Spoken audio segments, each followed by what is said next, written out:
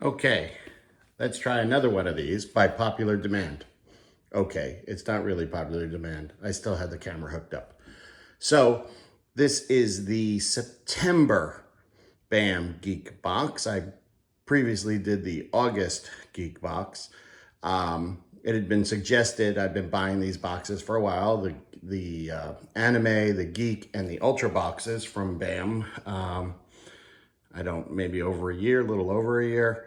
And every time I open them and I tell people, hey, I know what this is, and I give them the background, they thought, hey, that's a lot of information, because I write for pop culture and I write about pop culture.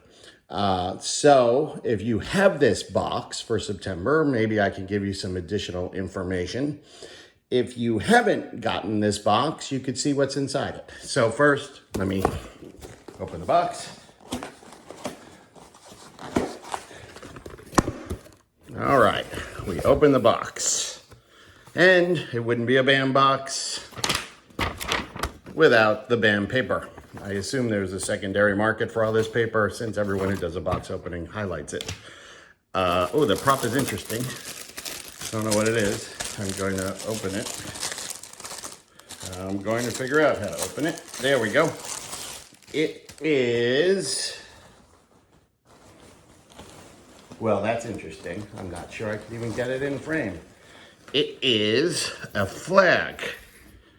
I recognize the font immediately. It is, how am I gonna even do this? I will throw it on the table. It is a flag that says, "Learn to fart." Now, I know exactly what this is from. This was Team Simpsons' entry into the state flag contest on The Simpsons. Let me think about this. The Simpsons, what do I know about The Simpsons? Simpsons started in 1987 as part of the Tracy Ullman Show, back when Fox was a little fledgling network that didn't air every night. It was created by Matt Groening originally, and I think when it became a TV show, they added James Brooke and Sam Simon to the credits as the creators. It's been on for years and years and years. I think it went on as a real show in 1989. That was the Christmas episode, I think was the first episode.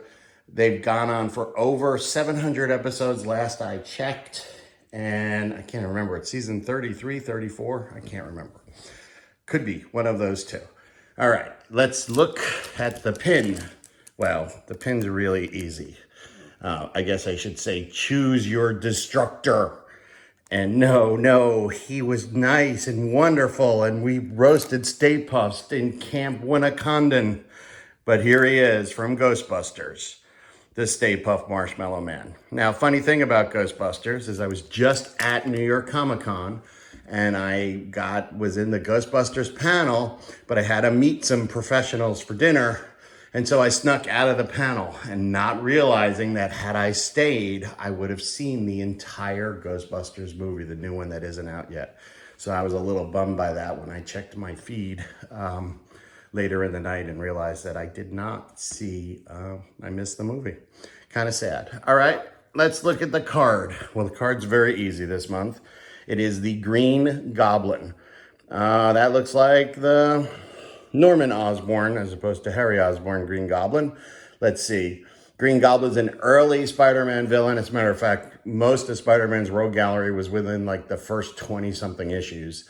I'm gonna say 14 or 15. I get confused because I know he started with the Enforcers, and that issue also had the Hulk in it. And then the second one had Kraven the Hunter, but I can't remember if he was in like one panel of the issue 14. And then he was I know he's on the cover of 14 with the Enforcers. I think forgot his name.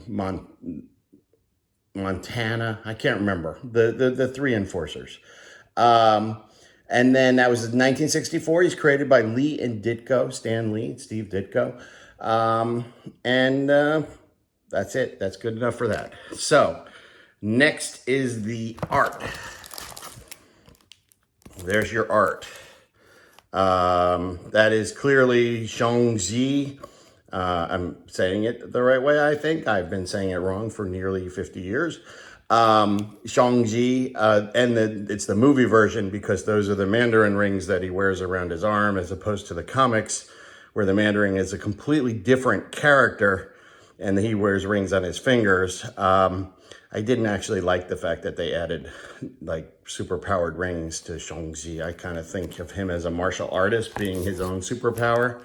You know, giving him a MacGuffin kind of thought weakened the character. Let's see, what do I know about him? Here, I'll put this up so you can see it.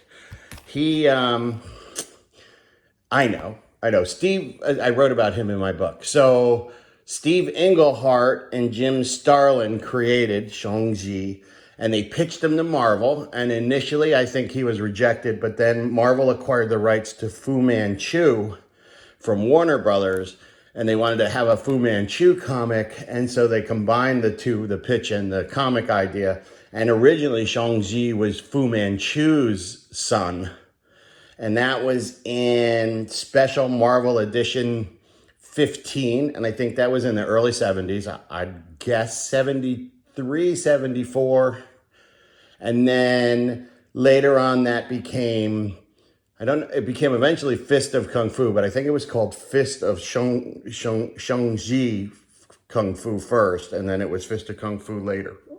And the movie, he is obviously the son of the Mandarin, Wen Wu, but as I said, that's completely different than in the comics. Okay, last but not least is the autograph. So we have the autograph is, well, it looks pretty easy. It's Jem in the holograms, and it's Jem.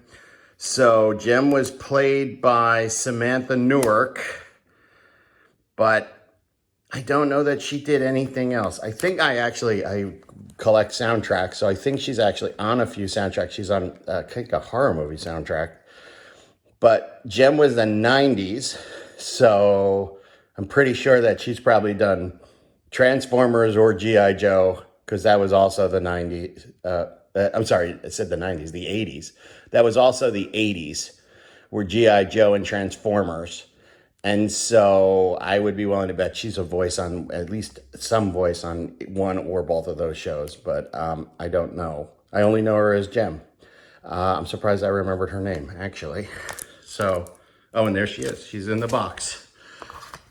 Celebrity, featured celebrity, Samantha Newark. I got the name right at least. Oh, Summer Camp Nightmare. That's the soundtrack I was thinking of. And then it says Transformers. See, so it was 50-50 shot. Although I don't remember there being too many women in the Transformers. There was the little girl, but I don't think she's the voice of the little girl. So where's the card? Let's see how I did. All right, so we got, here's your card for the month. We got celebrity autograph, Jem herself. We got the collector's pin, Stay Puft Marshmallow Man. It is indeed Shang-Chi and the Legend of the Ten Rings.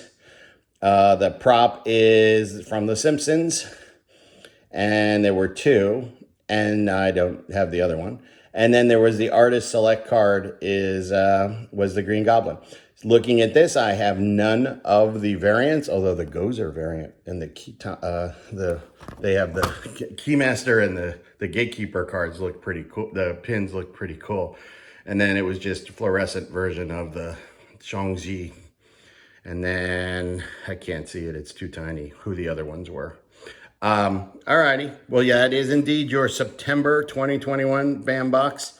I hope if you have this box that you learned something about it that you didn't know. And if you didn't have this box, I hope if you want anything, I'm sure they're all going to be on eBay or the secondary market. So enjoy. I'll see you guys when the October box comes out. Bye-bye.